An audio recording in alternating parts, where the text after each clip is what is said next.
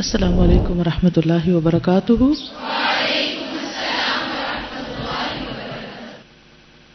نحمده ونصلی علی رسولہ الکریم، اما بعد فاعوذ باللہ من الشیطان الرجیم، بسم اللہ الرحمن الرحیم، رب اشرح لی صدری ویسر لی امری واحلل عقدۃ من لسانی یفقہوا قولی۔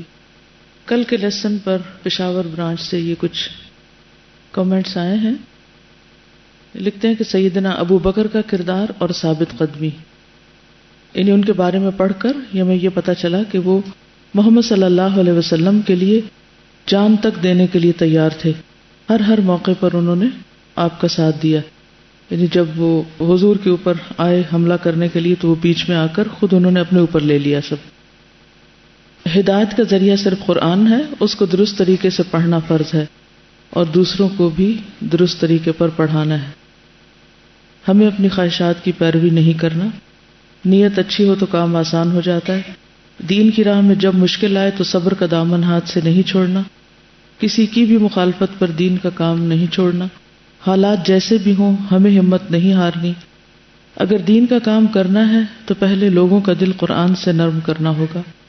دین کے کام میں ہمارا انداز بہت اہم کردار ادا کرتا ہے، ہمیں اپنے انداز کو بہتر کرنا ہے۔ نہ صرف حق بات کرنی ہی ہے، حق کو سننا بھی ضروری ہے، اپنی غلطی کو ماننا ہے، نہ کہ غلطی پر جمے رہنا۔ غیر ضروری بحثوں میں وقت نہیں ضائع کرنا۔ ہمیں دین کی راہ پہ چلتے ہوئے پیش آنے والی مشکلات میں نبی صلی اللہ علیہ وسلم کی مشکلات کو سامنے رکھنا ہے، اس سے اپنی مشکلات آسان لگیں گی۔ دین کی تبلیغ کے لیے پہلے لوگوں کو اعتماد میں لینا ہے، پھر بات کرنی ہے۔ یہ کام اپنی ذات سے اوپر اٹھ کر کرنا ہے، دنیا کی محبت دل سے نکالنا ہے۔ بہترین کردار اور بہترین اخلاق کے ساتھ ہی دلوں میں جگہ بنائی جا سکتی۔ تو یہ کل کے لیسن سے جو انہوں نے عمل کی باتیں اخذ کی ان کا مختصر ذکر ہے۔ آگے چلتے ہیں۔ یا ایھا النبی انا ارسلناک شاہدا ومبشرا ونذيرا وداعيا إلى الله بإذنه وسراجا منيرا وبشر المؤمنين بأن لهم من الله فضلا كبيرا۔ الحمد للہ وکفا وسلام علی عبادہ الذین اصطفیٰ، صفحہ نمبر 126۔ ٹاپک ہے عذاب کی جلدی۔ نبی صلی اللہ علیہ وسلم نے بعض اوقات مشرکین کو یہ دھمکی بھی دی تھی کہ اگر وہ آپ صلی اللہ علیہ وسلم کی مخالفت پر مصر رہے تو ان پر اللہ کا عذاب بھی آ سکتا ہے۔ چنانچہ جب اس عذاب میں تاخیر ہوئی تو انہوں نے مذاق اور ضد کے طور پر عذاب آنے کی جلدی مچانی شروع کی اور اس بات کا مظاہرہ کیا کہ ان پر اس دھمکی کا کوئی اثر ہے اور نہ یہ کبھی پوری ہو سکتی ہے، یعنی ہم اس دھمکی کو ماننے والے نہیں ہیں۔ چنانچہ اللہ تعالیٰ نے اس بارے میں بھی چند آیات نازل کی۔ فرمایا وَيَسْتَعْجِلُونَكَ بِالْعَذَابِ وَلَن يُخْلِفَ اللَّهُ وَعْدَهُ وَإِنَّ يَوْمًا عِندَ رَبِّكَ كَأَلْفِ سَنَةٍ مِّمَّا تَعُدُّونَ۔ یہ لوگ آپ سے عذاب کی جلدی مچا رہے ہیں اور اللہ اپنے وعدے کی ہرگز خلاف ورزی نہ کرے گا، یعنی عذاب آ کر رہے گا اگر یہ نہ مانے تو۔ اور بے شک تمہارے پروردگار کے نزدیک ایک دن تمہارے حساب کے مطابق 1000 برس کے برابر ہے۔ اس لیے اللہ تعالیٰ کو جلدی نہیں ہے جس چیز کی یہ جلدی کر رہے ہیں۔ نیز فرمایا يَسْتَعْجِلُونَكَ بِالْعَذَابِ وَإِنَّ جَهَنَّمَ لَمُحِيطَةٌ بِالْكَافِرِينَ۔ یہ لوگ آپ سے عذاب کی جلدی کا مطالبہ کر رہے ہیں حالانکہ جہنم کافروں کو گھیرے ہوئے ہے۔ مزید فرمایا أَفَأَمِنَ الَّذِينَ مَكَرُوا السَّيِّئَاتِ أَن يخسف الله بهم الأرض أو يأتيهم العذاب من حيث لا يشعرون أو يأخذهم في تقلبهم فما هم بمعجزين أو يأخذهم على تخوف فإن ربكم لرؤوف رحيم. کیا جن لوگوں نے برے مکر کیے ہیں یعنی چالیں چلی ہیں وہ اس بات سے نڈر ہیں کہ اللہ انہیں زمین میں دھنسا دے یا ان کے پاس ایسی جگہ سے عذاب آ جائے جسے وہ نہیں جانتے، یا ان کو ان کی آمد و رفت کے دوران دھر پکڑے کہ وہ عاجز کرنے والے نہیں ہیں، یا ان کو ڈراوے کے ساتھ پکڑ لے، تو بے شک تمہارا رب نرم خو اور رحیم ہے. مشرکین کا ایک مخاصمتی یعنی جھگڑے والا حربہ یہ بھی تھا کہ وہ اناد یعنی دشمنی کے طور پر اور عاجز کرنے کی غرض سے معجزات اور خرق عادت نشانیاں طلب کرتے تھے، یعنی عادت کے خلاف جو روٹین میں چیزیں نہیں ہوتی. اللہ نے اس بارے میں وحی نازل کر کے اپنی سنت بیان کر دی اور ان کی حجت کا خاتمہ کر دیا. آئندہ صفحات میں انشاءاللہ اس کا بھی کسی قدر بیان آئے گا. یہ وہ طرح طرح کی کوششیں تھیں جن کے ذریعے سے مشرکین نے نبی صلی اللہ علیہ وسلم کی رسالت اور دعوت کا مقابلہ کیا، یعنی پیچھے جتنی بھی چیزیں گزری، اور ان سب کو پہلو بہ پہلو آزمایا. وہ ایک حالت سے دوسری حالت اور ایک دور سے دوسرے دور کی طرف پلٹتے رہے تھے، سختی سے نرمی کی طرف تو نرمی سے سختی کی طرف، جھگڑے سے سودا بازی کی طرف اور سودے بازی سے جھگڑے کی طرف. ترہیب و ترغیب، ترہیب کہتے ہیں ڈراوا اور ترغیب کہتے ہیں کسی کو لالچ دلانا، رغبت دلانا. ترہیب سے ترغیب کی طرف تو ترغیب سے تخویف کی طرف، تخویف ہوتا ہے خوف دلانا، ترہیب ہی کی طرح. وہ بھڑکتے پھر ڈھیلے پڑ جاتے، حجت بازی کرتے پھر رواداری برتتے، خم ٹھونک کر للکارتے پھر کچھ لو کچھ دو پر اتر آتے، دھمکیاں دیتے پھر مرغوبات پیش کرتے. مرغوبات یعنی پسندیدہ چیزیں، مثلا مال، مقام، مرتبہ، بادشاہت، عورت. گویا وہ ایک قدم آگے بڑھتے ایک قدم پیچھے ہٹتے. انہیں قرار نہ تھا نہ وہ فرار پسند کرتے تھے، یعنی کسی حال میں بھی چین نہیں تھا. ان سب کا مقصود یہ تھا کہ اسلام کی دعوت روک دی جائے اور کفر کا بکھرا ہوا شیرازہ پھر سے جڑ جائے، لیکن وہ ساری کوشش کر کے بھی ناکام و نامراد ہی رہے. اب ان کے سامنے صرف ایک ہی راستہ رہ گیا تھا اور وہ تھی تلوار. لیکن تلوار سے شیرازہ اور زیادہ منتشر ہوتا، بلکہ ایسی خون ریزی شروع ہو سکتی تھی جو ان کی جڑ ہی کاٹ کر رکھ دیتی، یعنی بحیثیت قوم ہی ختم ہو جاتے. اپنوں سے ہی لڑ رہے تھے نا، اس لیے انہیں حیرت تھی کہ وہ کریں تو کیا کریں. ہر حربہ آزما چکے تھے لیکن کوئی بھی کامیاب نہیں ہو رہا تھا. جہاں تک ابو طالب کا تعلق ہے تو ان کے سامنے جب مشرکین کا یہ مطالبہ آیا کہ وہ نبی صلی اللہ علیہ وسلم کو قتل کرنے کے لیے ان کے حوالے کر دیں، پھر انہیں مشرکین کی نقل و حرکت سے یہ محسوس ہوا کہ وہ آپ صلی اللہ علیہ وسلم کو قتل کرنے کے عزائم رکھتے ہیں. مثلا ابو جہل، عقبہ بن ابو معیط اور عمر بن خطاب کے اقدامات. تو انہوں نے بنو ہاشم اور بنو المطلب کو اکٹھا کر کے انہیں نبی صلی اللہ علیہ وسلم کی حفاظت کی دعوت دی. کس نے؟ ابو طالب نے. یعنی آپ کے جو قریبی خاندان کے لوگ تھے ان کو عرب کی جاہلی روایات کے مطابق جاہلی تعصب اور حمیت دلا کر انہیں اپنے خاندان کے ایک فرد کی حفاظت کے لیے دعوت دی، اس پر اکسایا، جس پر ان کے مسلم و کافر سب نے لبیک کہا کہ ہاں ہم اپنے خاندان کے اس شخص کی حفاظت کریں گے، خواہ ہمیں نظریاتی طور پر اس سے اختلاف ہی کیوں نہ ہو. اور خانہ کعبہ کے پاس اس کا عہد و پیمان کیا. صرف ابو لہب نے اپنی علیحدہ راہ اختیار کی اور ان سے الگ ہو کر قریش کے ساتھ ہو گیا. یہ ایک بڑی زبردست مثال ہے اختلاف کے باوجود اتحاد. یہ کب ہوتا ہے اور ایسا کب ہو سکتا ہے؟ جب کسی چیز میں انسان کا کوئی مفاد ہوتا ہے. جس چیز میں انسان اپنا فائدہ سمجھتا ہے تو وہاں وہ اختلاف کے باوجود اتحاد سے کام لیتا ہے. مثلا ہسبینڈ وائف میں بہت سی چیزوں میں اختلاف ہوتا ہے اور بعض اوقات بہت شدید اختلاف بھی ہوتا ہے، لیکن دونوں کو کون سی چیز اکٹھا رکھتی ہے؟ اولاد. تو اولاد سے چونکہ انسان کو شدید محبت ہوتی ہے، اس لیے اس محبت کی خاطر وہ اپنی ذات کو قربان کر دیتے ہیں، اپنے اختلافات کو بھلا دیتے ہیں اور باہم جس بھی طرح ممکن ہو ایک دوسرے کے ساتھ مل کر زندگی گزارتے رہتے ہیں. یہ اللہ سبحانہ وتعالیٰ نے ایک بہت زبردست ذریعہ رکھا باہم بانڈنگ کا. اسی طرح مال ایک بہت بڑا فیکٹر ہوتا ہے لوگوں کو متحد رکھنے کا.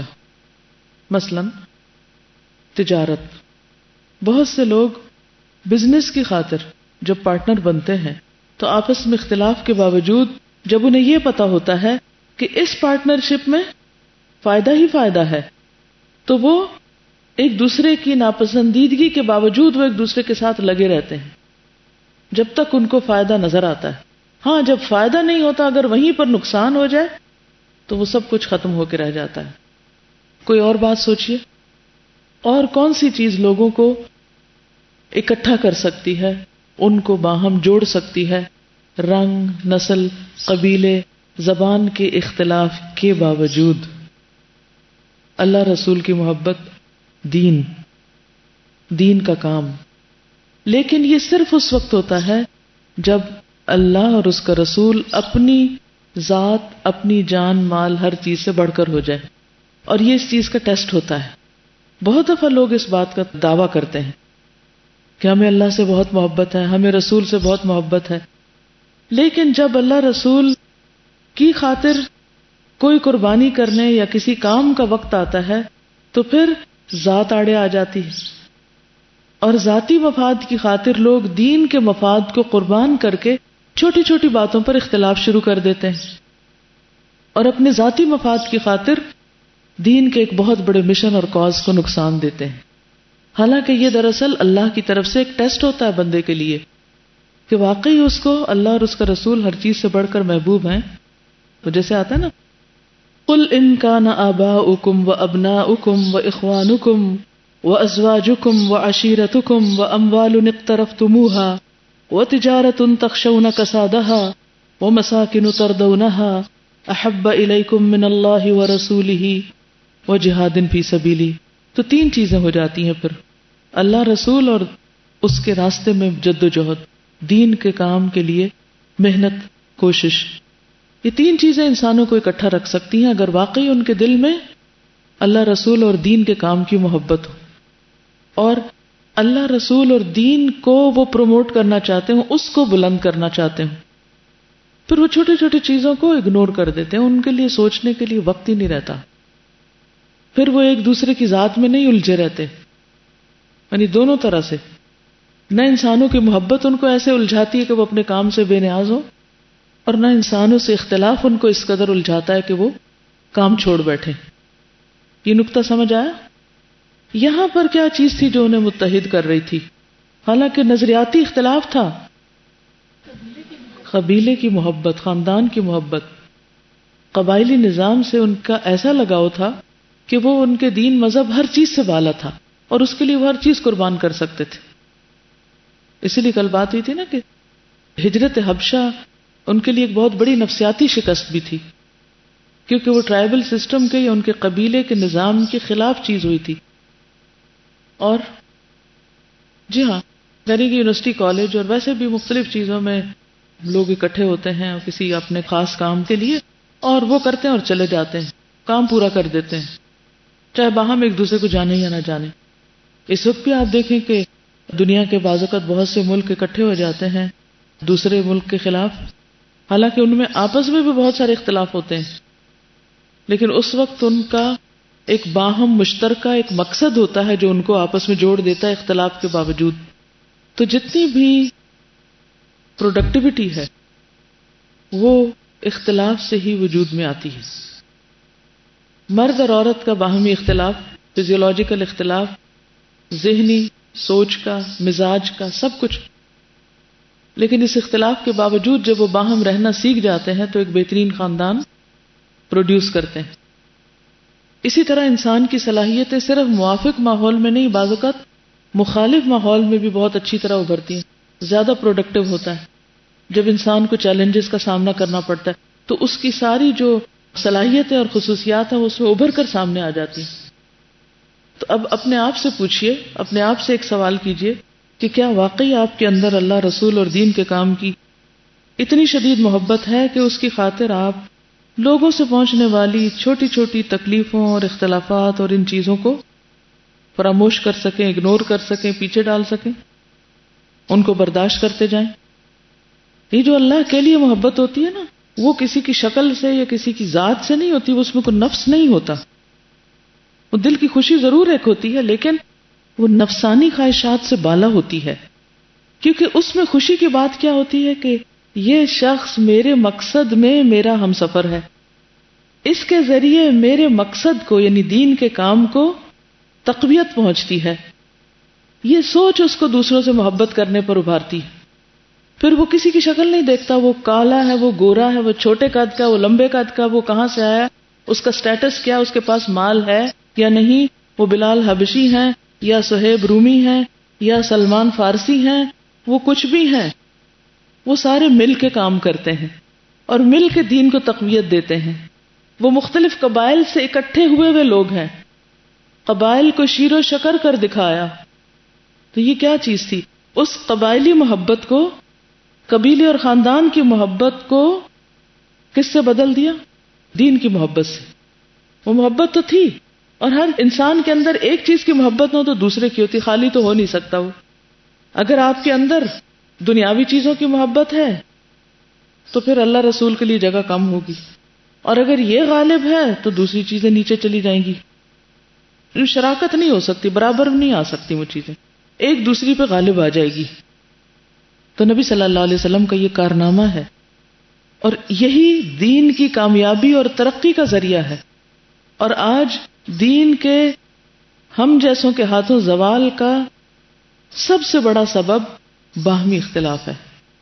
کسی بھی چیز پر اکٹھے نہ ہونا، ایک دوسرے کو برداشت نہ کرنا، گوارا نہ کرنا، پیٹی ایشوز، چھوٹی چھوٹی چیزوں کو یا اپنی ذات کو پہنچنے والی چھوٹی چھوٹی ہرٹ کو اتنا ہائی لائٹ کر دینا کہ باقی سب کچھ پیچھے چلا جائے، مقصد ختم ہو کے رہ جائے. کیا سمجھ میں آیا؟ پھر یہ مثال ہم لوگ دیتے نا کہ ایک گاڑی کے دو ڈرائیور نہیں ہوتے، ایک ہی ڈرائیور ہوتا. تو اسی طرح دل کو ڈرائیو کرنے کے لیے بھی ایک ہی محبت ہوتی. اگر ذات کی محبت ہے نا، جیسے ہماری قوم کا مسئلہ نمبر 1 جو مجھے لگتا ہے وہ ذات کی محبت ہے. وہ ہر وقت اپنی ذات کو پروموٹ کرنے کے چکر میں، وہ اس کے لیے کسی کو دھوکہ دینا پڑے، کسی کو لیٹ ڈاؤن کرنا پڑے، کسی کو کچھ کرنا پڑے. وہ خود غرضی کی محبت کا بھی اظہار کر رہے ہوتے تو مجھے یہ لگ رہا ہوتا جیسے یہ مطلب اس میں بھی سچائی ہماری کیوں نہیں ہے. کیونکہ بیسیکلی ہم وہاں پر اللہ کی محبت کا اظہار کرتے جہاں پہ وہ کرنے سے ہماری ذات بڑی نظر ہے، اور وہاں جہاں پر اس چیز کو اتنا اچھا نہیں پسند کیا جاتا وہاں پر ہم بالکل ہی بھول جاتے ہیں ہمارا دین کیا اور پھر ہم. بالکل درست بات کی کہ اللہ کی محبت کا بھی اظہار ہم وہاں کرتے ہیں جہاں سے ہمارے نفس کو کچھ نہ کچھ مزہ آ رہا ہوتا ہے یا ہماری مرضی کے مطابق سب کچھ ہو رہا ہوتا ہے. جو ہی اگر کوئی ہماری رائے سے اختلاف کر جائے تو ہماری محبت بھی چراہے میں جا پھوٹتی، سب بھگ سے اڑ جاتی، کیونکہ وہ ہوتی نہیں، وہ لبادہ اڑا ہوا ہوتا ہے نا. ذات کو نمایاں کرنے کے لیے یا اپنی ذات کی تسکین کے لیے ہوتی ہے. جہاں وہ تسکین میں کمی ہوئی وہاں سب کچھ ختم ہو گیا. لیکن جو لوگ واقعی اللہ کی خاطر دین کی محبت میں سچے ہوتے ہیں، ان پر یہ سارے مصائب بھی گزر جائیں تو وہ پیچھے نہیں ہٹتے. جیسے کل ہی پڑھا حضرت ابوبکر صدیق رضی اللہ تعالی عنہ کا حال کہ اتنا مارا تھا مشرکین نے کہ ان کا ناک نظر نہیں آ رہا تھا، اتنا سوج گیا تھا ان کا چہرہ، وہ بے ہوش ہو گئے تھے. ہوش میں آئے تو سب سے پہلے کیا پوچھا؟ جس کی وجہ سے مار پڑی تھی. پھر اسی کا پوچھا. یہ تھی نا سچی محبت، کیونکہ وہ ذات کے لیے نہیں تھی، وہ دین کے لیے تھی.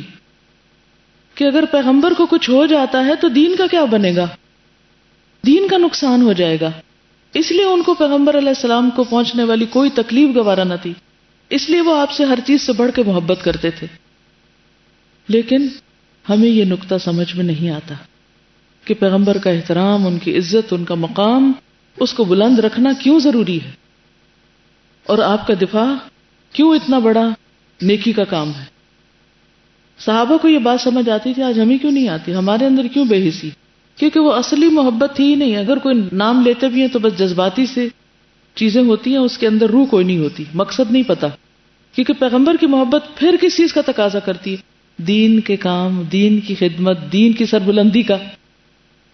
کیونکہ اگر آپ سے محبت ہوگی تو پھر قدرتی طور پر دین کے لیے کام کرنے کا شوق پیدا ہوگا، پھر کسی کو آپ کو دھکے نہیں دینے پڑیں گے، چلو یہ کام کرو اب۔ پھر انسان بیمار ہو، تندرست ہو، کسی بھی حال میں ہو، وہ چین سے بیٹھ ہی نہیں سکتا۔ پھر وہ صحابہ کرام کا جو حال تھا نا کہ احد میں زخموں سے چور پڑے ہیں اور پھر بلاوا آ جاتا ہے، اسی طرح لنگڑاتے کرتے، زخم ہے جسم پر، ہمیں تو ایک ذرا سا کٹ لگ جائے ہم 4 دن بیمار پڑے رہے، اٹھ کے نہ دیں، پھر چل پڑتے ہیں اور کئی میل آپ کے ساتھ جاتے ہیں۔ تو یہ سارا اسی چیز کی تیاری ہو رہی تھی، کیونکہ حیرت ہوتی ہے نا بعض وقت مسلسل ہم 2-3 دن سے آزمائشوں اور مصیبتوں کا حال پڑھ رہے ہیں کہ یہ اتنا زیادہ کیوں تپایا جا رہا تھا سب کو۔ تو وہ چھانٹے جا رہے تھے، لوگ چنے جا رہے تھے کہ دین کے اس کام کے لیے اس خس و خاشاک کی ضرورت نہیں، واقعی مضبوط کردار کے لوگوں کی ضرورت ہے کہ جو اس بوجھ کو آگے جا کے اٹھا سکیں اور آپ کے مشن کو آگے لے کے بڑھ سکیں۔ جب تک ایسے لوگ امت میں پیدا ہوتے رہے جن کی شکلیں مختلف تھیں، کبھی وہ امام بخاری کی شکل میں، کبھی کسی اور کی، کہ جنہوں نے آرام، راحت، نیند سب کچھ قربان کر کے اپنی محبتیں، ملک، وطن، خاندان، ہر چیز پیچھے چھوڑ کے مقصد کو سامنے رکھ کے وہ کام کرتے رہے، تو امت کو عزت ملی رہی۔ اور جب امت خود غرضی کا شکار ہوئی کہ اپنی ذات سب سے آگے آ گئی، تو پھر آہستہ آہستہ دین کے کام کو زوال ہونے لگا۔ تو کسی اور کا قصور نہیں، ہمارا اپنا قصور ہے۔ اگر آج ہمارا یہ حال ہے یا دین سے لوگ دور بھاگتے ہیں یا اس سے ڈرتے ہیں، تو اس میں ہمارا اپنا قصور ہے، کیونکہ ہم نے وہ محنت کا حق ادا کیا ہی نہیں کہ جو اس کام کے لیے چاہیے تھا۔ یہ تو احساس اور سوچ بھی نہیں ہمارے اندر دی جاتی، حالانکہ نسلوں کی نسلیں مسلمان ہیں۔ اب بھی جا کے پوچھ لیجئے کسی سے کہ کیا اللہ، رسول اور دین کا کام ہمیں اپنی ذات سے آگے ہے؟ کوئی جو گھروں میں بیٹھے مشغول لوگ ہیں یا اپنے بزنس میں یا اپنی جابز میں ایکسل کر رہے ہیں، جا کے پوچھئے ان سے کہ کسی ان کی ڈکشنری میں، کسی پرائرٹیز کی لسٹ میں بحیثیت مسلمان یہ چیز ہے کہ دین کی سربلندی ہمارا مشن ہے؟ تو تصور سے ہی خالی ہو گئی ہیں مسلمان نسلیں، اور یہی سب سے بڑی وجہ ہے زوال کی۔ جب تک یہ چیز واپس نہیں آئے گی، ایمان درست نہیں ہوگا، کیونکہ ایمان کی کمزوری ہے، ایمان کی خرابی ہے۔ کیونکہ صحابہ کرام یہ جتنی آزمائشیں برداشت کر رہے تھے نا، اس میں نمبر 1 فیکٹر ایمان تھا۔ تو جب تک ہمارا ایمان درست نہیں ہوتا، اس وقت تک باقی کام اپنی جگہ پہ آ نہیں سکتے۔ ایمان کی حیثیت جڑ کسی ہے نا، جڑ مضبوط نہیں تو درخت بیکار ہے، اسے پھل نہیں آ سکتا۔ تو بہرحال ان سب نے مل کر، مسلم کافر سب نے لبیک کہا، خانہ کعبہ کے پاس عہد و پیمان کیا، صرف ابو لہب الگ ہوا۔ مکمل بائیکاٹ۔ مشرکین کی حیرت اور بڑھ گئی، کیونکہ ان کی ساری تدبیریں بیکار ثابت ہوئیں، اور وہ سمجھ گئے کہ بنو ہاشم اور بنو المطلب خواہ کچھ بھی ہو، نبی صلی اللہ علیہ وسلم کی حفاظت کا مصمم عزم کیے ہوئے ہیں۔ لہٰذا وہ اس صورتحال پر غور اور اس کے متعلق فیصلہ کرنے کے لیے خیف بنی کنانہ میں جمع ہوئے۔ خیف کہتے ہیں سنگلاخ پہاڑ کے دامن میں زمین کے اس حصے کو جو پانی کی گزرگاہ سے بلند ہو۔ سنگلاخ پہاڑ، پہاڑوں کے درمیان میں وادیوں کے بیچوں سے پانی گزرتا ہے نا، تو وہ گہری جگہ ہوتی، تو اس گہری جگہ سے ذرا اوپر اٹھی ہوئی جگہ وہ خیف کہلاتی۔ مسجد خیف، یہ خیف بنو کنانہ تھی، ٹھیک ہے۔ تو وہاں پر یہ لوگ جمع ہوئے، سر جوڑ کے مشورہ کیا، بالآخر ایک ظالمانہ حل سمجھ میں آ گیا اور اسی پر آپس میں عہد و پیمان کر لیا۔ ایک اور چیز آپ دیکھتے ہیں، ہر مرحلے پر یہ لوگ اکٹھے ہو جاتے ہیں، مشورہ کرتے ہیں، ڈسکس کرتے ہیں، دماغ یوز کرتے ہیں، پھر مل کے مخالفت شروع کرتے ہیں۔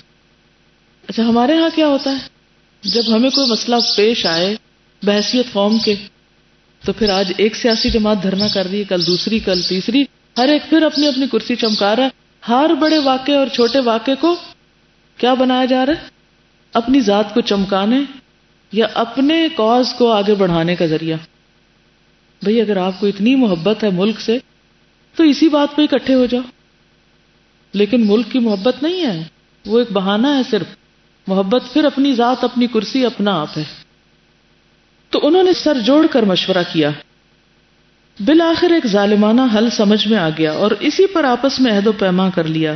وہ حل یہ تھا، وہ لوگ بنو ہاشم اور بنو المطلب کا بائیکاٹ کریں جنہوں نے حضور صلی اللہ علیہ وسلم کو پناہ دی ہے، اور یہ عہد کریں کہ ان کے ساتھ نہ شادی بیاہ کریں گے، نہ ان سے خرید و فروخت کریں گے. یہ سینکشنز لگ رہی ہیں، سوشل بائیکاٹ. نہ ان سے بات چیت کریں گے، بات چیت بھی نہیں کریں گے. نہ کبھی کسی طرح کی کوئی صلح قبول کریں گے. اب دیکھیے کہ کتنی شدید ٹرمز ہیں یہ. نہ ان کے ساتھ کسی طرح کی مروت برتیں گے. یعنی آخری حربے کے طور پہ اب ہر تیر آزما لینا چاہتے ہیں، یہاں تک کہ وہ رسول اللہ صلی اللہ علیہ وسلم کو قتل کے لیے ان کے حوالے کر دیں. وہاں بھی اب ساری چیزیں چھوڑ کر ایک شخص کی جان کا مطالبہ ہے کہ اس کو ہمارے حوالے کر دیں.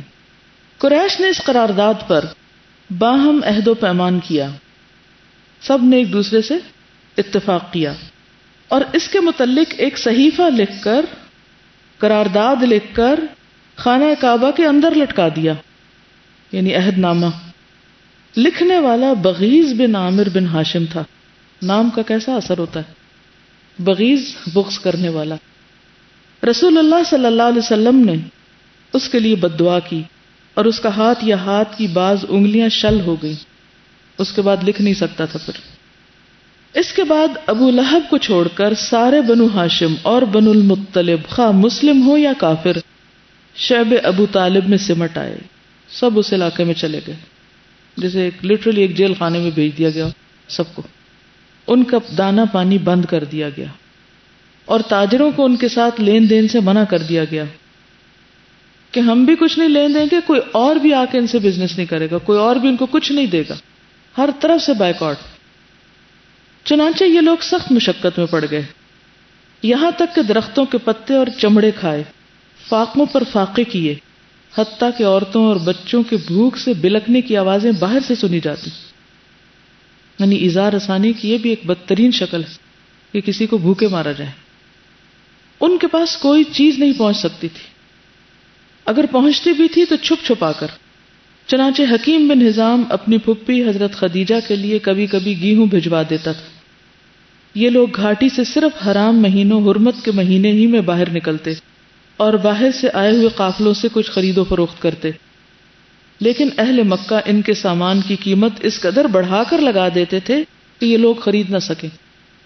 وہ باہر سے جا کر ہی قافلوں کو میٹ کرتے اور وہ بھی شیب ابی طالب کو لوگوں کو سامان بیچنے کے بجائے کفار مکہ کو بیچ دیتے زیادہ قیمت پر. خاص طور پر ابو لہب اس میں بہت آگے تھا. نتیجہ کیا ہوتا کہ اس شیب میں رہنے والوں میں سے کسی کے پاس کھانے کو کچھ نہ بچتا. شدید ترین آزمائش تھی. حضرت سعد کہتے ہیں، سعد بن ابی وقاص، وہ بھی یہیں پر تھے اسی گھاٹی میں. ایک رات مجھے اس قدر بھوک لگی کہ میرے پاؤں تلے کوئی تر چیز آئی تو میں نے اسے منہ میں ڈال لیا. مجھے آج تک نہیں پتا وہ تھی کیا. ایک اور روایت میں آتا ہے، وہ کہتے ہیں کہ پیشاب تلے کسی چیز کی آواز محسوس ہوئی. دیکھا تو اونٹ کے چمڑے کا ٹکڑا تھا. میں نے اٹھا لیا، اچھی طرح دھویا، آگ میں جلا کر 2 پتھروں کے درمیان کوٹ لیا، صفوف بنا کر پانی سے نگل لیا اور اگلے 3 دن بس اسی پر گزارا کیا. کھانے کے لائق کوئی چیز نہ تھی جو وہ کھا سکتے. درختوں کے پتے کھانے سے ان کا پورا سسٹم ایسا ہی ہو گیا تھا جیسے جانوروں کا ہوتا ہے، جیسے وہ پتے کھاتے ہیں کہ ان کے اندر سے مینگنیوں کی طرح چیز باہر آتی، کیونکہ پتے کھاتے تھے. کوئی ایسی چیز نہ تھی جو انسان کھا سکتے ہوں. لیکن ان ساری چیزوں کے باوجود ان میں سے کوئی بھی وہاں سے چھپ کے باہر نہیں نکلا، کوئی دھوکہ دے کے نہیں گیا، کسی نے اللہ رسول کو برا بھلا نہیں کہا. کوئی ایک لفظ ایسا زبان سے نہیں نکالا کہ ہمیں کس مصیبت میں لا ڈالا گیا ہے، کوئی شکوہ نہیں. اور کیا اس دوران کام رک گیا؟ کیا بھوک لگی ہے تو کام چھوڑ بیٹھے؟ ہرگز نہیں. ادھر رسول اللہ صلی اللہ علیہ وسلم ان ساری سختیوں کے باوجود اللہ کی طرف مسلسل دعوت دے رہے تھے، بالخصوص ایام حج میں، جبکہ عرب قبائل ہر چہار جانب سے مکہ آتے تھے.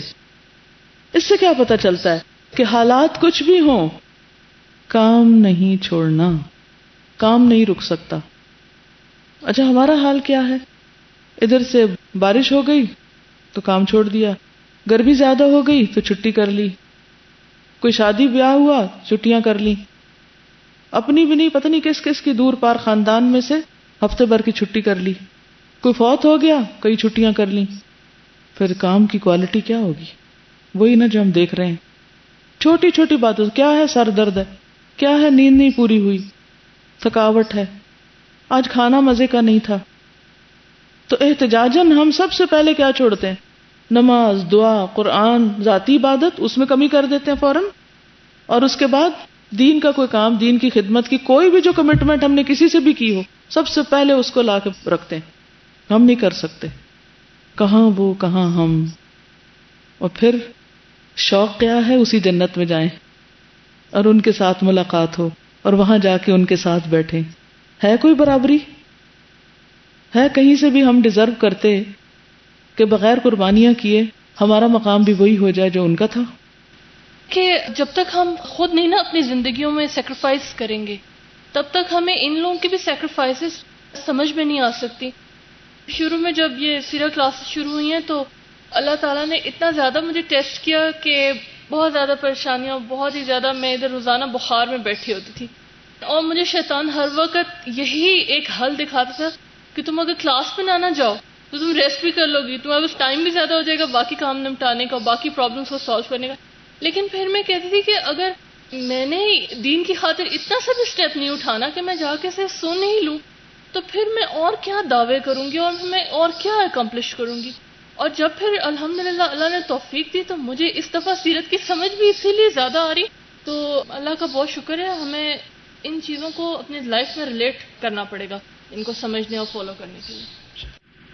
جی ایسی چیز ہے کہ جس سے انسان کا کنٹرول ہی نہیں رہتا.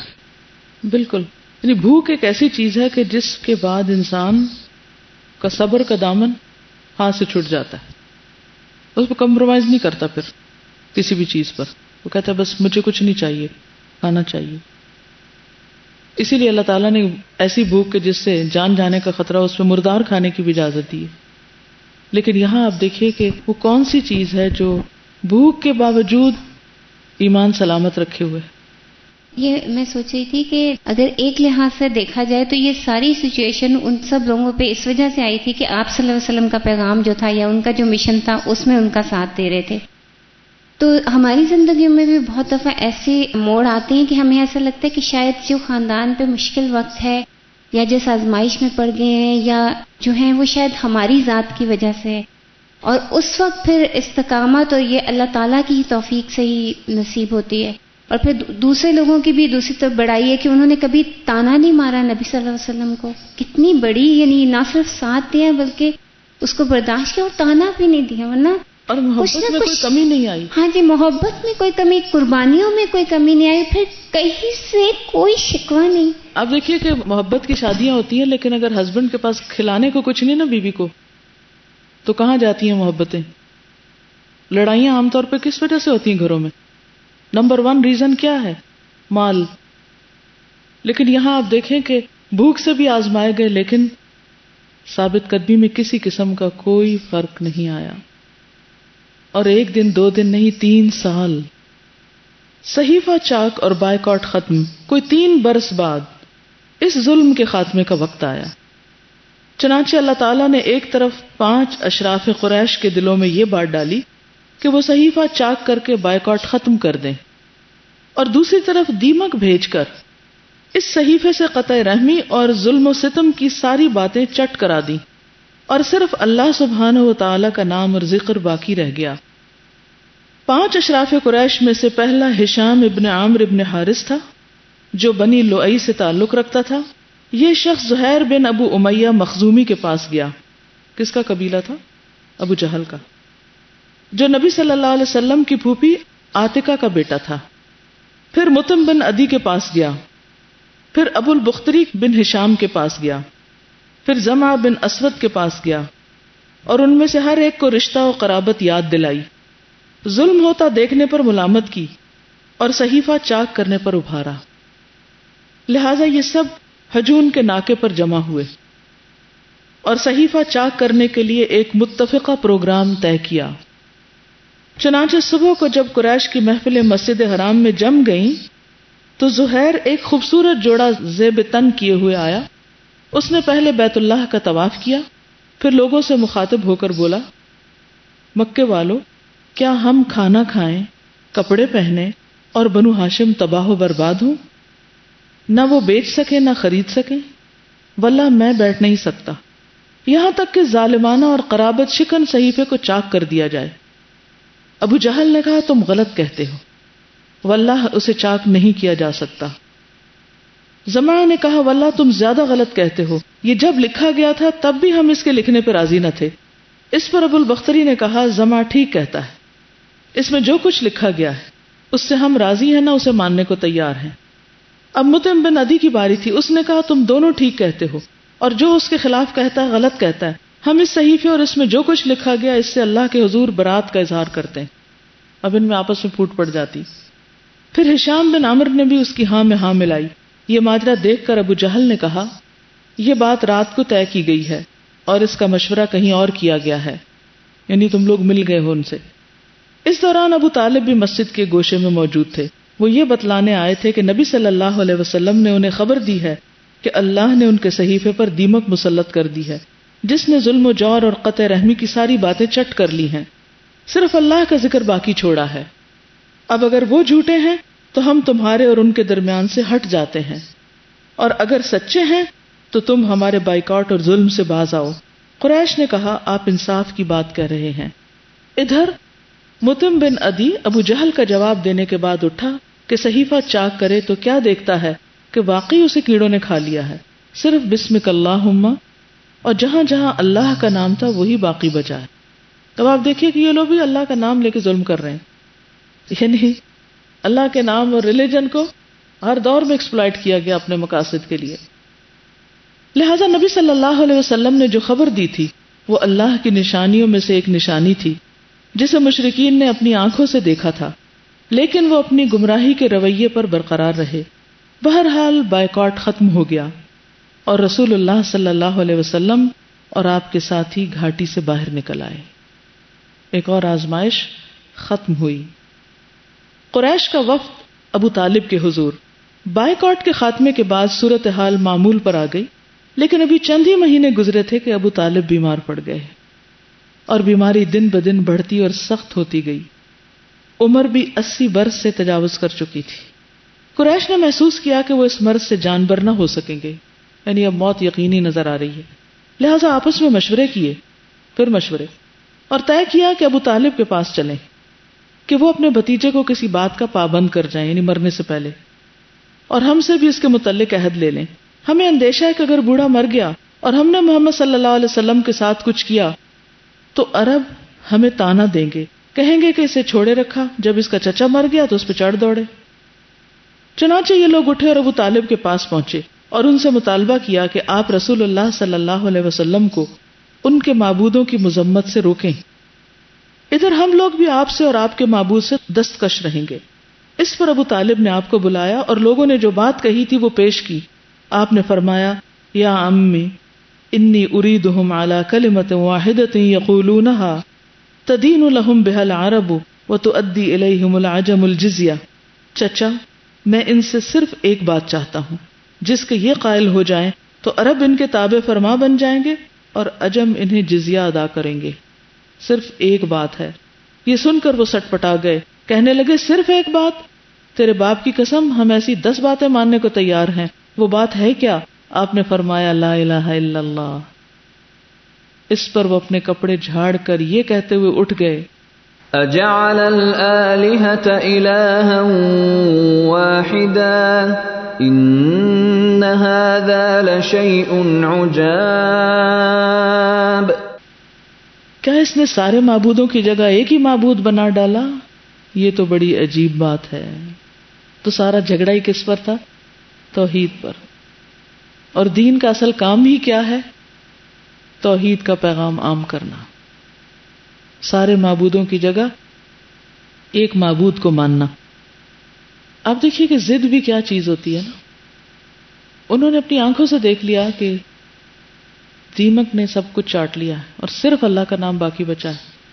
اور یہ بات ابو طالب نے آ کر بتائی تھی، اور جب انہوں نے دیکھا تھا اور ابو طالب حضور صلی اللہ علیہ وسلم کو پیغام لے کر آئے تھے تو ان کو اچھی طرح پتا تھا کہ آپ پر وحی آتی ہے اور آپ اللہ کے نبی اور سچے نبی. جیسا کہ ابو جہل نے ایک موقع پر کہا تھا کہ میں مانتا ہوں کہ جو کچھ یہ کہتا سچ ہے، اور ایک موقع پر آپ کے سامنے بھی کہا کہ محمد اب بس کر دو، اگر تم یہ چاہتے ہو کہ ہم اللہ کے ہاں یہ گواہی دیں کہ تم نے پیغام پہنچا دیا تو ہم گواہی دینے کو تیار ہیں. تم نے پہنچا دیا پیغام، تم نے اپنا کام کر دیا. یہ سن کر آپ صلی اللہ علیہ وسلم تو چلے گئے. تو اتنے میں ایک اور شخص جو بیٹھا ہوا تھا، شاید عاص بن وائل تھا، تو اس کو ابو جہل کہنے لگا کہ بات یہ نہیں کہ یہ شخص جھوٹا ہے، بات یہ ہے کہ یہ جو کہتا ہے سچ ہے. لیکن مشکل یہ ہے کہ قصی کی اولاد نے کہا سقایا ہمارے پاس، ہم نے کہا ٹھیک ہے، رفادہ کہا ٹھیک ہے، لوایا کہا ٹھیک ہے، حجابہ کہا ٹھیک ہے، اور اب یہ کہتے ہیں نبوت بھی ہمارے پاس. تو یہ بھلا کیا بات ہوئی؟ تو بس اس بات سے ضد میں تھے کہ یہ بھی عہدہ ان کے پاس، یہ نہیں مان سکتے. تو یہ تکبر تھا ان کا. دنیا میں بظاہر جو انسان کچھ بھی کر رہا ہے، جو بھی کوئی کام کر رہا ہے، قیامت کے دن اپنی اپنی نیت پہ اٹھے گا. دنیا میں فیصلہ نہیں ہو سکتا. غم کا سال، ابو طالب کی وفات. ابو طالب کا مرض بڑھتا گیا یہاں تک کہ وقت رحلت آ گیا، یعنی وفات کا وقت. اس وقت رسول اللہ صلی اللہ علیہ وسلم ان کے پاس تشریف لائے تو وہاں ابو جہل اور عبداللہ بن ابو امیہ موجود تھے. رسول اللہ صلی اللہ علیہ وسلم نے فرمایا اے عمی قل لا الہ الا اللہ کلمۃ احاج لک بہا عند اللہ. چچا جان لا الہ الا اللہ کہہ دیجئے، بس ایک کلمہ، اس کے ذریعے سے میں اللہ کے حضور آپ کے لیے حجت پیش کروں گا. ان دونوں نے کہا ابو طالب کیا عبد المطلب کی ملت سے اعراض کرو گے؟ اور ان سے برابر باتیں کرتے رہے یہاں تک کہ آخری بات جو انہوں نے کہی یہ کہی کہ عبد المطلب کی ملت پر. پھر اسی پر ان کا انتقال ہو گیا. نبی صلی اللہ علیہ وسلم نے فرمایا لَأَسْتَغْفِرَنَّ لَكَ مَا لَمْ أُنْهَ عَنْهُ، جب تک اللہ کی طرف سے روکا نہ گیا میں آپ کے لیے دعائے مغفرت کرتا رہوں گا. اس پر یہ آیت نازل ہوئی ما كان للنبي والذين آمنوا أن يستغفروا للمشركين ولو كانوا أولي قربى من بعد ما تبين لهم أنهم أصحاب الجحيم. نبی اور اہل ایمان کے لیے درست نہیں کہ وہ مشرکین کے لیے دعائے مغفرت کریں اگرچہ وہ قرابت دار ہی کیوں نہ ہوں، جبکہ ان پر واضح ہو چکا ہے کہ وہ جہنمی ہیں. اور یہ آیت بھی نازل ہوئی إنك لا تهدي من أحببت ولكن الله يهدي من يشاء. ایسا نہیں کہ آپ جسے پسند کریں اسے ہدایت دے دیں، ہدایت تو اللہ جسے چاہتا ہے دیتا ہے. ان کی وفات رجب یا رمضان سن 10 نبوت میں شیب ابی طالب سے نکلنے کے 6 یا 8 ماہ بعد ہوئی.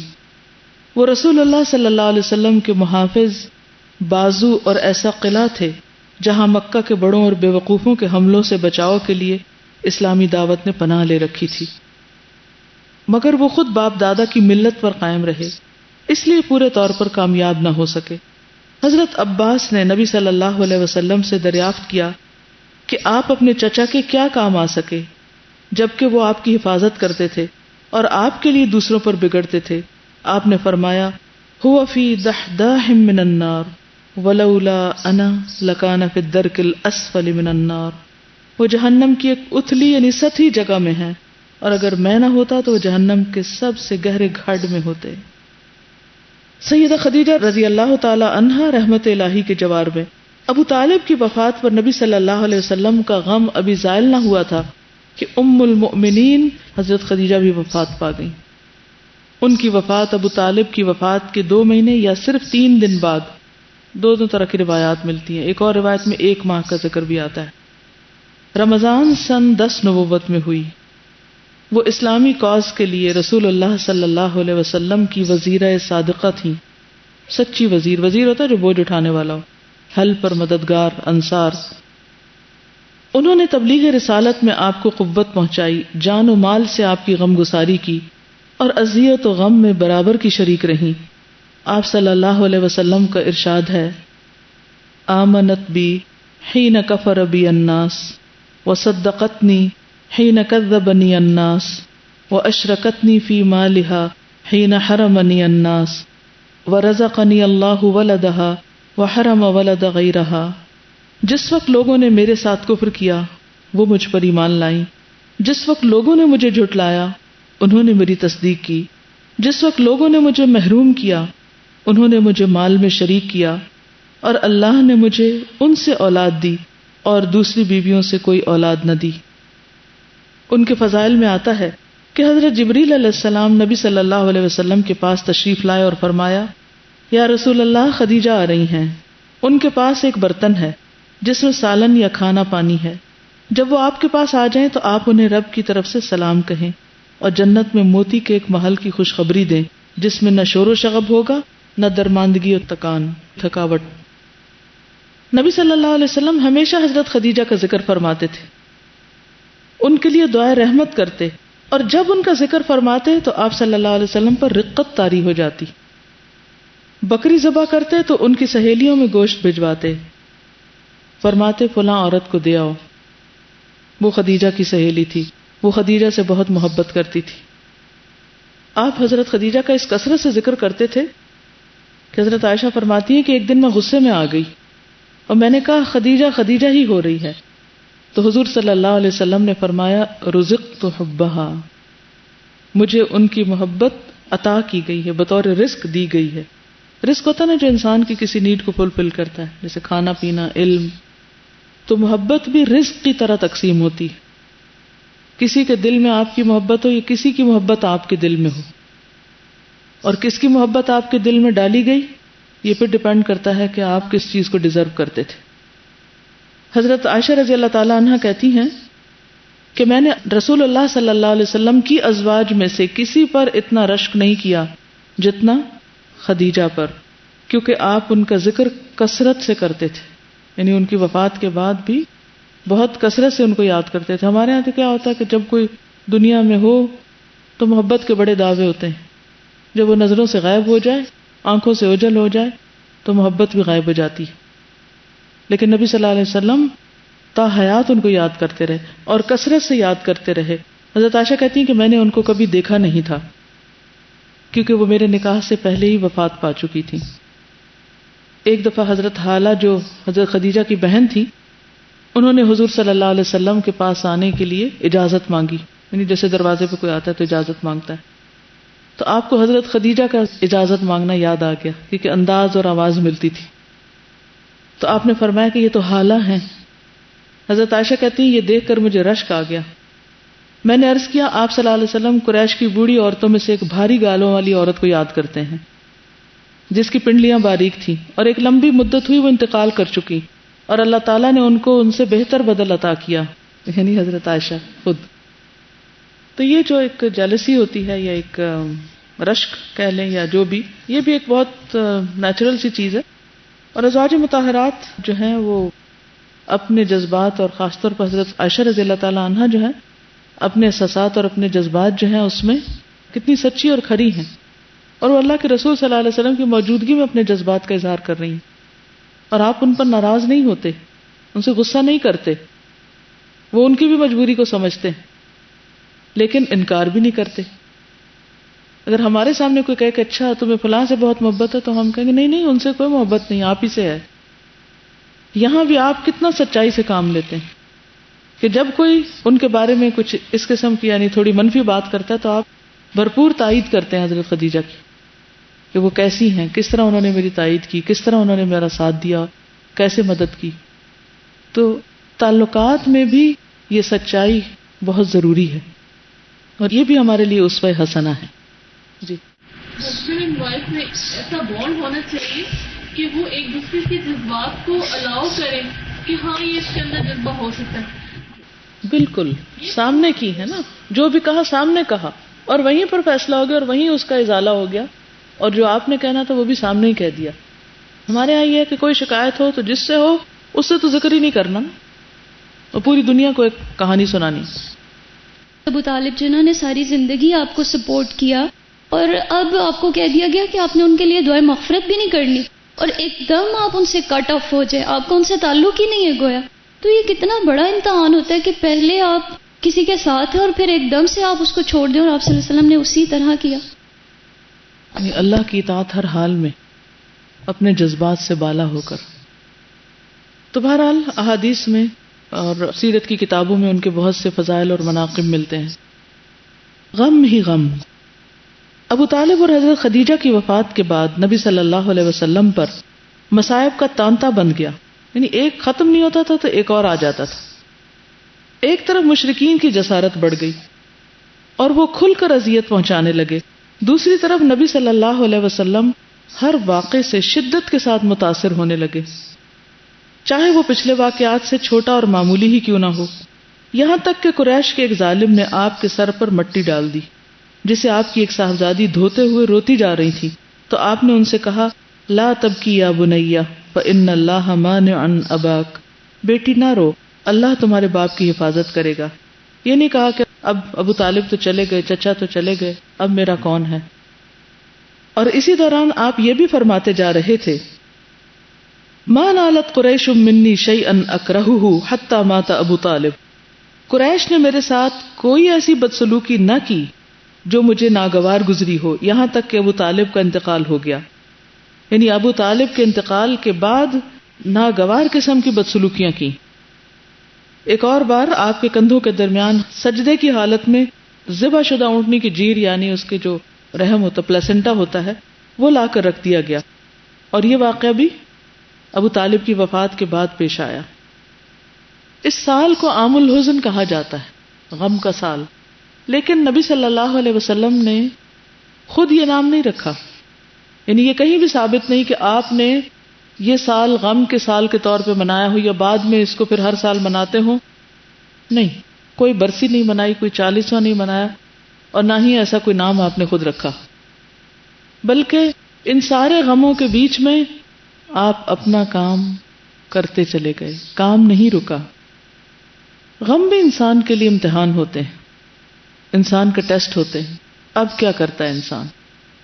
خوشی میں تو ہم بہت موٹیویٹڈ ہوتے ہیں اور ہماری انرجی بھی بڑھ جاتی ہے اور ہم بہت کچھ کرنے کو تیار ہوتے ہیں، لیکن ایک غم کا ہلکا سا جھونکا آتا ہے تو ہم اس کے اندر ہی دھنستے چلے جاتے، اس سے باہر نکلنے کی بھی کوشش نہیں کرتے اور غم مناتے ہی رہتے ہیں اور ان تاریخوں کو یاد رکھتے ہیں جن میں کوئی غم پیش آیا ہو تاکہ پھر غم منائیں. تو یہ اسلامی کانسیپٹ نہیں ہے. کسی کی وفات پر بھی 3 دن سے زیادہ غم منانے کی اجازت نہیں. ہاں، انسان کا دل اگر دکھی ہے تو وہ اپنے تک رکھے، یعنی سب کے ساتھ مل بیٹھ کر اس کو ایک مجلس کی شکل نہ دے. حضرت سودا اور حضرت عائشہ سے آپ صلی اللہ علیہ وسلم کی شادی. حضرت خدیجہ کی وفات کے تقریباً 1 ماہ بعد شوال سن 10 نبوت میں نبی صلی اللہ علیہ وسلم نے حضرت سودا بنت زمعہ سے شادی کی. وہ پہلے اپنے چچیرے بھائی حضرت سکران بن عمر رضی اللہ عنہ کے عقد میں تھی. یہ دونوں سابقین اولین میں سے تھے. حبشہ کو ہجرت کی تھی، پھر مکہ پلٹ آئے تھے. مکہ ہی میں سکران بن عمر کا انتقال ہو گیا. جب حضرت سودا کی عدت پوری ہو گئی تو نبی صلی اللہ علیہ وسلم نے شادی کر لی. چند سال بعد حضرت سودا نے اپنی باری حضرت عائشہ کو ہبہ کر دی. اس کے 1 سال بعد شوال سن 11 نبوت میں آپ صلی اللہ علیہ وسلم نے حضرت عائشہ سے شادی کی. یہ شادی بھی مکہ ہی میں ہوئی. اچھا، ہمارے ہاں تو اگر کوئی وفات ہو جائے تو جو شادی پہلے سے طے ہوتی ہے وہ بھی نہیں کرتے، وہ بھی ختم کر دیتے ہیں، اس کو کینسل کر دیتے ہیں. تو یہاں پر آپ دیکھیے کہ حضرت سودا سے شادی کب کی؟ 1 ماہ بعد. یعنی غم اپنی جگہ ہے، لیکن گھریلو ذمہ داریاں وہ آپ ساتھ ساتھ خود نہیں نبھا سکتے تھے. حضرت فاطمہ چھوٹی تھیں اور بھی کام تھے، تو 1 ماہ کے بعد آپ نے شادی کر لی. ہمارے ہاں ایسی شادی کو کتنا برا سمجھا جاتا ہے کہ ابھی تو کفن بھی میلا نہیں ہوا اور ان کو عیش و عشرت سوجی. تو ایسے معاملات میں انسان کو پریکٹیکل ہونا چاہیے. پھر اس کے بعد حضرت عائشہ سے شادی ہوئی. یہ شادی مکہ میں ہوئی. اس وقت حضرت عائشہ کی عمر 6 سال تھی، یعنی نکاح ہوا تھا. 3 سال بعد مدینہ پہنچ کر شوال سن 1 ہجری میں انہیں رخصت کیا گیا. اس وقت ان کی عمر 9 برس کی تھی. یہ نبی صلی اللہ علیہ وسلم کی سب سے محبوب بیوی اور امت کی سب سے فقیہ خاتون تھی، یعنی دین کو سمجھنے والی. ان کے بڑے فضائل اور مناقب ہیں. رسول اللہ صلی اللہ علیہ وسلم طائف میں، طائف کا جو علاقہ ہے وہ پہاڑی علاقہ ہے. آپ یوں ہی سمجھیے جیسے اسلام آباد سے مری ہے، ایسے ہی مکہ سے طائف ہے. مکہ سے جب طائف جاتے ہیں تو اسی طرح کا پہاڑی راستہ آتا ہے اور کافی اونچائی پر ہے، اور اس کو مصیف بھی کہتے ہیں، یعنی سمر گزارنے کی جگہ، چھٹیاں گزارنے کی جگہ، ایک طرح سے پکنک پوائنٹ ہے. اور موسم اس کا بہت اچھا ہوتا ہے. یعنی مکہ میں بہت سخت گرمی ہوتی ہے اور وہاں موسم بہت عمدہ ہوتا ہے. زمین بھی کچھ زرخیز ہے، انگور وغیرہ اگتے ہیں اور بھی پھل وغیرہ کافی پائے جاتے ہیں. تو ان حالات میں نبی صلی اللہ علیہ وسلم نے طائف کا قصد فرمایا کہ ممکن ہے وہاں کے لوگ آپ کی دعوت قبول کر لیں یا آپ کو پناہ دیں اور آپ کی مدد کریں. چنانچہ آپ صلی اللہ علیہ وسلم طائف کے لیے پیدل چل کھڑے ہوئے. آپ کے ساتھ آپ کے آزاد کردہ غلام حضرت زید بن حارثہ رضی اللہ تعالیٰ عنہ تھے. راستے میں جس کسی قبیلے سے گزر ہوتا اسے اسلام کی دعوت دیتے. راستے میں جس قبیلے سے گزر ہوتا اسے اسلام کی دعوت دیتے. اس سے کیا پتہ چلتا ہے کہ جب آپ سفر کر رہے ہوں، کسی ایک خاص منزل کی طرف جا رہے ہوں، تو یہ نہ سوچے کہ وہاں پہنچ کے کچھ کریں گے. راستے میں اگر کوئی موقع ملتا ہے تو وہاں بھی اپنا کام کرتے جائیں. یوں طائف پہنچے اور قبیلہ ثقیف کے 3 سرداروں کا جو آپس میں بھائی تھے قصد فرمایا. 3 سردار جو بھائی تھے پہلے ان کے پاس گئے، انہیں اسلام کی دعوت دی. یعنی عوام کے پاس جانے کی بجائے سرداروں کے پاس جا رہے ہیں. کیوں؟ کیونکہ الناس علی دین ملوکہم، لوگ اپنے بادشاہوں کے دین پر ہوتے ہیں. وہ جو بھی دین اختیار کریں گے رعایا ان کے پیچھے چل پڑے گی. اور چونکہ آپ کا اپنا مقام بھی ایسا ہی تھا، لہذا آپ نے حکمت دعوت کے تحت ان لوگوں کو جا کر اپروچ کیا. انہیں اسلام کی دعوت دی اور تبلیغ اسلام پر اپنی مدد چاہی، مگر انہوں نے اسے منظور نہ کیا بلکہ بہت برا جواب دیا. آپ نے انہیں چھوڑ کر دوسروں کا قصد کیا اور انہیں بھی اسلام لانے اور اپنی مدد کرنے کی دعوت دی، یعنی دوسرے سرداروں کو. اس مقصد کے لیے ایک ایک سردار کے پاس تشریف لے گئے اور ہر ایک سے گفتگو کی اور اس کام میں 10 دن گزار دیے. 10 دن، یعنی پہلے آپ کی دعوت گھر سے شروع ہوئی.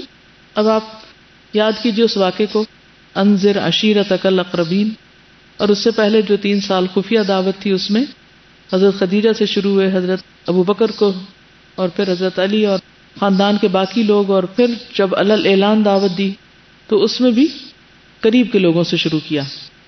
یہ طریقہ کار ہے، میتھڈالوجی ہے دعوت کی، کہ قریب سے شروع کیا جائے اور پھر قدم بقدم آگے بڑھا جائے. اور پھر جو حج کے لیے قافلے آتے تھے ان کو آپ دعوت دیتے تھے، مختلف قبائل کے پاس جاتے تھے، مختلف لوگ آپ سے ملنے کے لیے آتے. اور یہ پہلا موقع ہے کہ جب آپ خود مکہ سے اتنا دور نکل کر جا کر ایک ایک سردار کو دین کی دعوت دے رہے ہیں. بعض لوگ کہتے ہیں نا کہ جب تک اپنے علاقے کے سارے لوگ ٹھیک نہ ہو جائیں تو کہیں اور نہ جاؤ.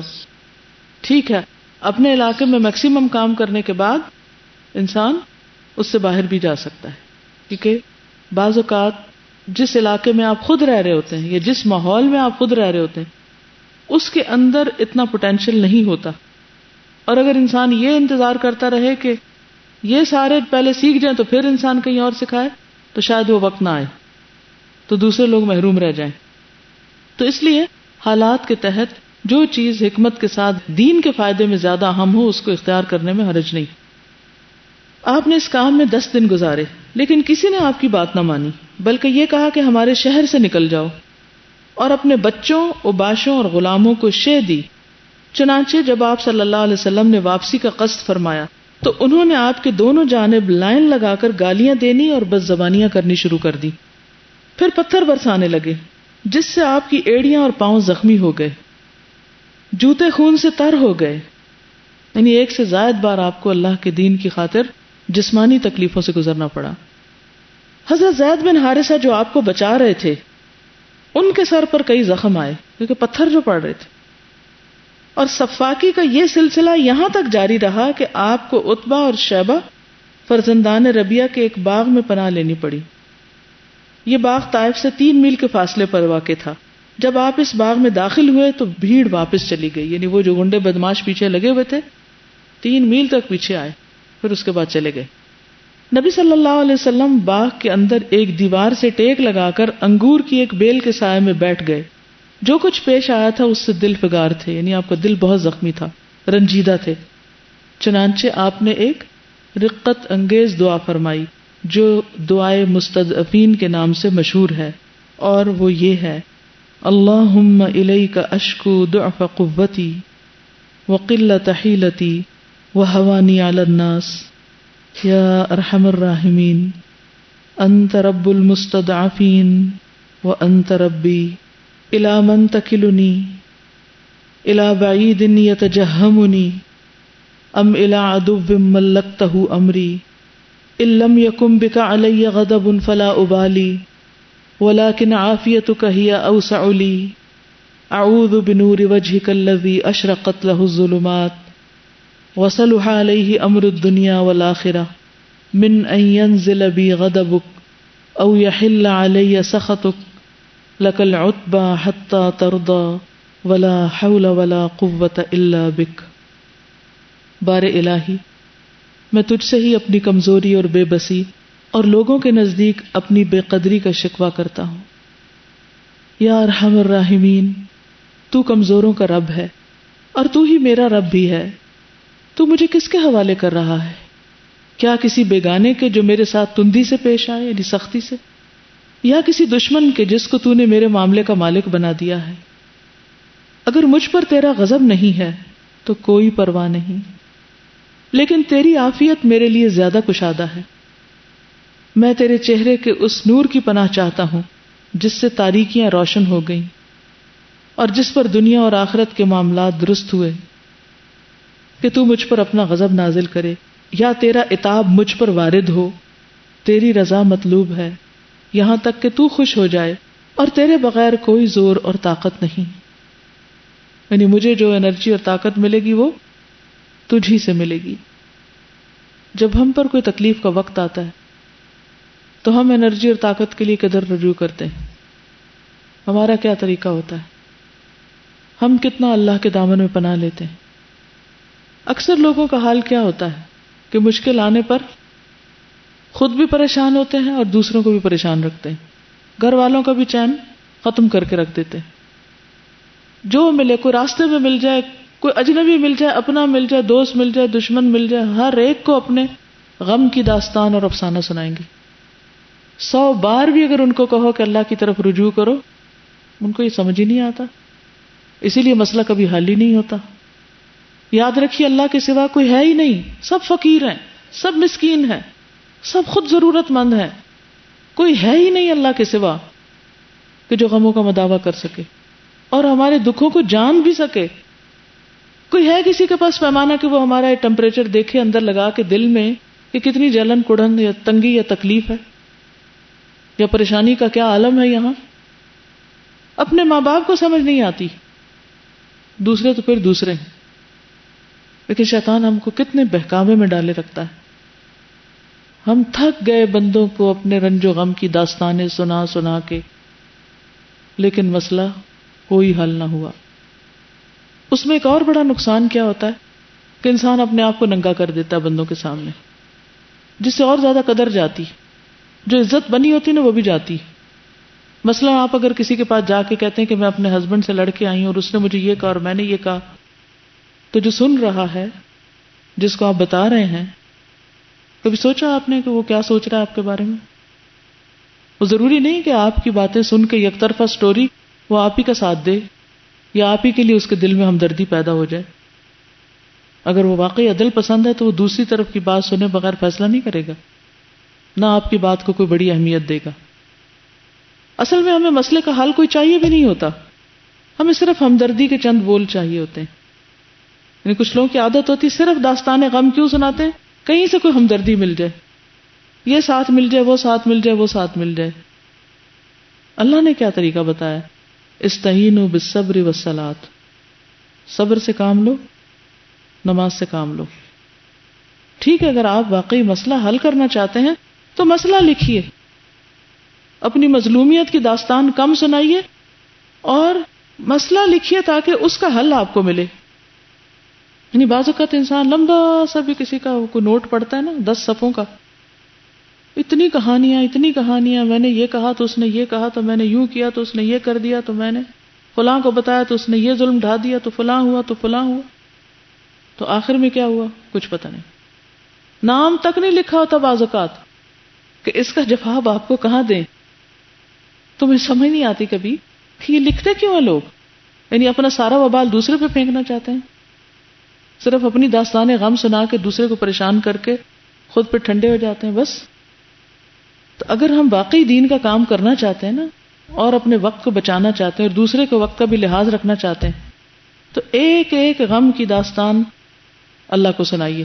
اور وہ ہے سننے والا، وہ دن کو بھی سنتا ہے، وہ رات کو بھی سنتا ہے، وہ لوگوں کے بیچ میں بھی سنتا ہے، وہ الگ بھی سنتا ہے.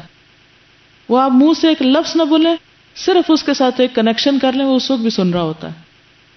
اور صرف وہی نجات دے سکتا ہے. لا ملجا ولا منجا منک الا الیک. یہاں کوئی نہیں ملتا کہ حضور صلی اللہ علیہ وسلم نے حضرت زید کے ہاتھ پکڑ لیے اور پھر بیٹھ کے ان کے آگے رونے لگ گئے کہ دیکھو یہ کیا کیا ان ظالموں نے میرے ساتھ. حتیٰ کہ جبریل پہنچتے ہیں اور آپ ان کو بھی کیا کہتے ہیں کہ چھوڑ دو ان کو، شاید یہ نہیں مسلمان ہوئے تو ان کی نسلوں میں سے کوئی مسلمان ہو جائے. یاد رکھیے، جب تک ہم اپنی ذات کے خول کو توڑ کے باہر نہیں نکلتے اور اللہ کے لیے خالص نہیں ہوتے، دین کی خدمت اور محبت کے سب دعوے جھوٹے ہیں. اللہ مشکل بھیجتا ہے جگانے کے لیے کہ اٹھو کچھ کرو، اور ہم رونا دھونا ہی نہیں چھوڑتے. تو شیطان نے ہم کو بہکا لیا نا. اس نے ٹیسٹ میں ڈالا تھا کسی اور مقصد کے لیے، کچھ اور سکھانے کے لیے، کچھ اور بتانے کے لیے، کوئی اور کام لینے کے لیے، اور ہم نے وہ مقصد ہی نہیں سمجھا. تو اس دعا کو لکھ کے اپنے سامنے لگا لیجئے، کہیں سے بھی جوتے پڑے، کوئی بھی ستائے، جا کے یہ پڑھ لیں، اسی وقت ٹھنڈک پڑ جائے گی.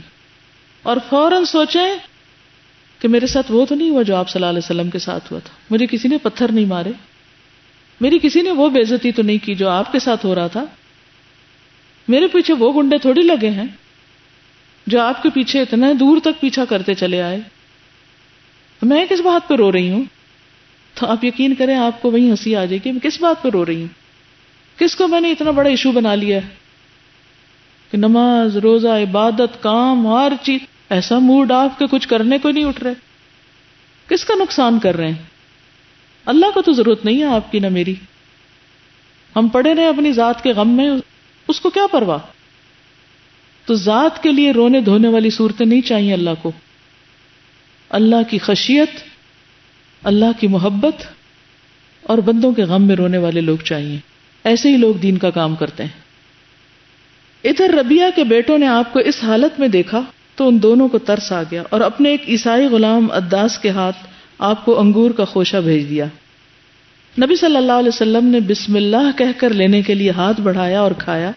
اس پر عداس نے کہا، اس علاقے کے لوگ تو یہ کلمہ نہیں بولتے، آپ کون ہیں؟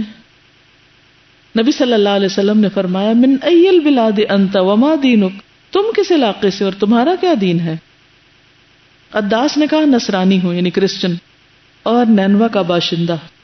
آپ نے فرمایا، من قریۃ الرجل الصالح یونس بن متہ، مرد صالح یونس بن متہ کی بستی سے ہو، کیونکہ وہ عراق کے علاقے نینوا میں بھیجے گئے تھے. اس نے کہا، آپ کو کیا معلوم یونس بن متہ کون ہے؟ یعنی یہاں تو کسی کو نہیں پتا. آپ نے فرمایا، ذاک اخی کان نبیا وانا نبی، وہ میرے بھائی ہیں کس سے رشتہ ہے، کون اپنا ہے. یعنی دین کا رشتہ اور مشن کی محبت ہر فاصلے کو ختم کر دیتی.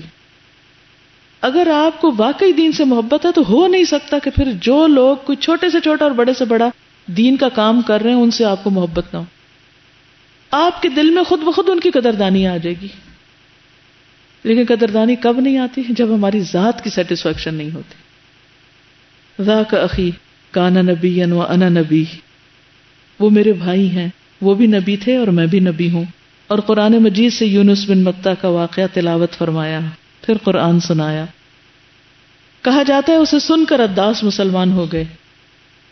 اس کے بعد رسول اللہ صلی اللہ علیہ وسلم باغ سے نکلے اور مکہ کی راہ پر آگے بڑھے.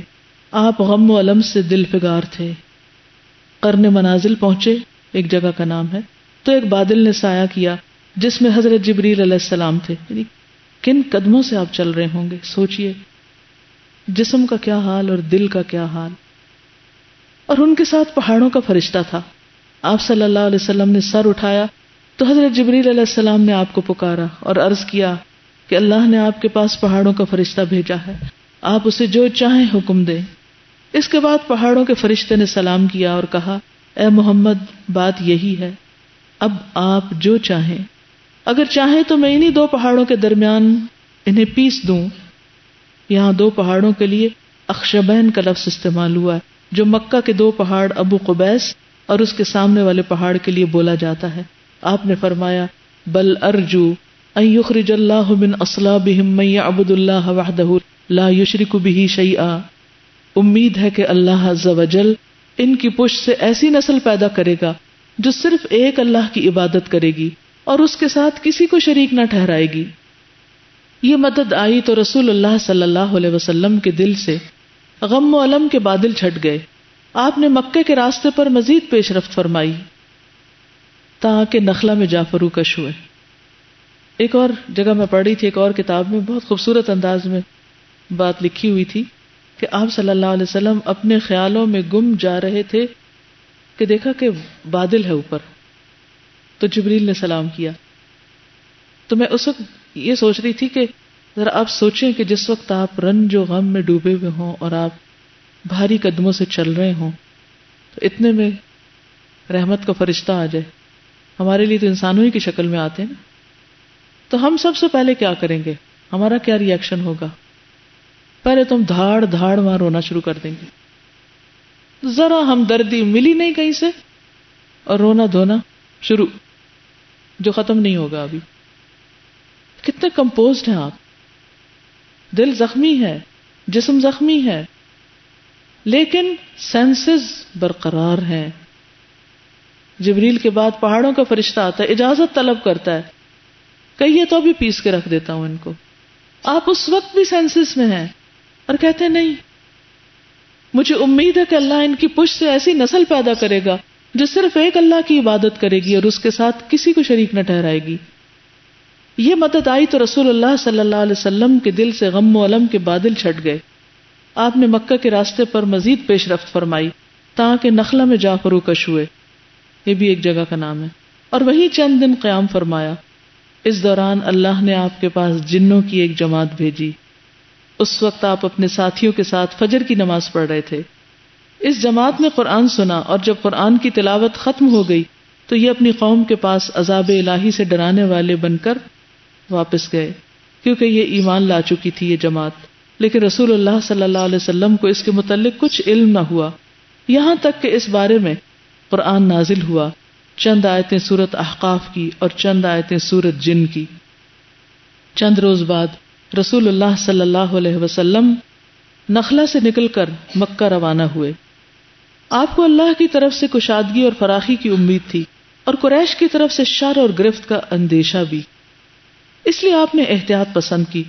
چنانچہ مکے کے قریب پہنچ کر ہرا میں ٹھہر گئے اور اخنس بن شریک کے پاس ایک آدمی بھیجا کہ وہ آپ کو پناہ دے دے، مگر اس نے یہ معذرت کی کہ وہ حلیف ہے اور حلیف پناہ نہیں دے سکتا. پھر آپ نے سہیل بن عمرو کے پاس یہی پیغام بھیجا، مگر اس نے بھی یہ کہہ کے معذرت کر دی کہ اس کا تعلق بنو عامر بن لؤی سے ہے اور ان کی پناہ بنو کعب بن لؤی پہ لاگو نہیں ہوتی. اب آپ نے مطعم بن عدی کے پاس پیغام بھیجا مطعم کا دادا نوفل بن عبد مناف نبی صلی اللہ علیہ وسلم کے جد اعلیٰ ہاشم بن عبد مناف کا بھائی تھا، اور عبد مناف قریش کی سب سے معزز شاخ تھی۔ چنانچہ مطعم نے جواب میں ہاں کہی، اور خود اس نے اور اس کے بیٹوں نے ہتھیار بند ہو کر رسول اللہ صلی اللہ علیہ وسلم کو بلوا بھیجا۔ آپ تشریف لائے اور مسجد حرام میں داخل ہو کر پہلے خانہ کعبہ کا طواف کیا اور 2 رکعت نماز پڑھی، پھر اپنے گھر تشریف لے گئے۔ اس دوران مطعم بن عدی اور اس کی اولاد نے مسلح ہو کر رسول اللہ صلی اللہ علیہ وسلم کو اپنے گھیرے میں لیے رکھا، اور مطعم نے قریش میں اعلان کیا کہ اس نے محمد صلی اللہ علیہ وسلم کو پناہ دے رکھی ہے، اور قریش نے اس کی پناہ کو منظور کیا۔ اصولاً ابو طالب کے بعد اب باری تھی ابو لہب کی کہ وہ پناہ دے، اور کہا جاتا ہے کہ وہ خاندانی عصبیت کے مطابق تھوڑا سا آگے بڑھا بھی، لیکن اس نے ایک سوال کیا حضور سے کہ اچھا یہ بتائیے کہ ابو طالب کہاں ہے؟ جب آپ نے بتایا کہ وہ یعنی کہ ان کی بخشش نہیں ہوئی تو غصے میں آ گیا اور کہنے لگا کہ میں اس دین کی دشمنی ہی کروں گا، اگر ان کی بخشش نہیں ہوئی تو میں کیوں آگے بڑھوں۔ تو بہرحال یہ تھے حالات جن سے نبی صلی اللہ علیہ وسلم گزر رہے تھے، اور مسلسل اپنا کام جاری رکھے ہوئے تھے۔ بآخر دعوانا الحمدللہ رب العالمین۔ میں اس بات پہ اللہ کا شکر ادا کرتی تھی کہ اللہ تعالیٰ نے ہمیں جذبات دیے ہیں نا، ہمیں دل دیا ہے اور اس میں جذبات بھی ڈالے، اس میں غم بھی آتا ہے، خوشی بھی، تو ہمیں اظہار سے منع نہیں کیا ٹوٹلی، صرف ہمیں یہ بتایا کہ اظہار کہاں کرنا ہے اور کیسے کرنا ہے۔ تو جب غم آئے تو اللہ کے ساتھ اس کو شیئر کیا جا سکتا ہے، اللہ کے سامنے رویا جا سکتا ہے۔ اور میرا یہ اپنا ایکسپیرینس ہے کہ مجھے خیر پہلے تو پتہ ہی نہیں تھا کہ یہ چیز ہوتی ہے کہ آپ اللہ کے سامنے روئیں یا اپنے غم کا اظہار کریں، لیکن جب مجھے پتہ چلا اور جب سے میں نے یہ چیز ٹرائی کی ہے تو میں رونا سٹارٹ کرتی ہوں، میں شکایت لگانا سٹارٹ کرتی ہوں کہ اس نے میرے ساتھ یہ کیوں کیا، اور اس نے اور روتے روتے اور پھر وہ کہتے کہتے ہی اچانک مجھے اپنی غلطی بھی سمجھ آنے لگ جاتی، پھر میں خود سے خود ہی بول رہی تھی ہاں واقعی میں نے ایسے کیا تھا نا تب ایسا ہوا، پھر اللہ میں نے کیوں کیا تھا، اچھا اب میں آئندہ نہیں کروں گا۔ تو پوری ایک کاؤنسلنگ ہو جاتی ہے کہ اینڈ پہ میں معافی مانگ رہی ہوتی ہوں اور میں اپنے پہ رو رہی ہوتی ہوں کہ میں نے یہ غلطی کیوں کی، جبکہ اگر میں کسی انسان کے ساتھ ہم لوگ شیئر کریں تو وہ اگر ہمدردی کا ہوگا تو وہ ہمیں ہماری غلطی نہیں دکھائے گا۔ اوکے، جزاکم اللہ خیرا، سبحانک اللہم و بحمدک، نشہد ان لا الہ الا انت، نستغفرک و نتوب الیک۔ السلام علیکم و رحمۃ اللہ وبرکاتہ۔